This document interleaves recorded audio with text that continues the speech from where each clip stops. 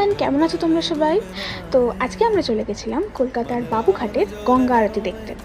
প্ল্যানটা বেশ অনেকদিন বাদেই হয়েছিল বলে খুব এক্সাইটেড ছিলাম। আর আশপাশের ওয়েদারটা তোমরা দেখতেই পাচ্ছ। তো প্রথমে আমরা বাস ধরে চলে গেছিলাম আমাদের ডেস্টিনেশনের দিকে।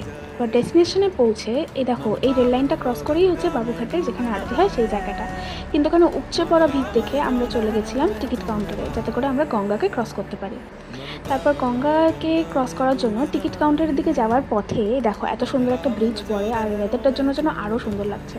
তারপর আমরা টিকিট ঘর থেকে টিকিট কেটে আমরা ফেরিঘাটে অপেক্ষা করছিলাম আমাদের লজের জন্য। আর ওয়েদারটা দেখো জাস্ট ওয়াও। তারপর আমরা লজে উঠে এদিক ওদিক দেখতে দেখতে ওয়েদারটা অনুভব করতে করতে পৌঁছে গেছিলাম আমাদের ডেস্টিনেশনের দিকে। আর তারপরে আমরা একটা সুন্দর জায়গা দেখে বসেও পড়লাম। আর এই আওয়াজটা শুনে আমার জাস্ট গায়ে কাঁটা দিচ্ছিল।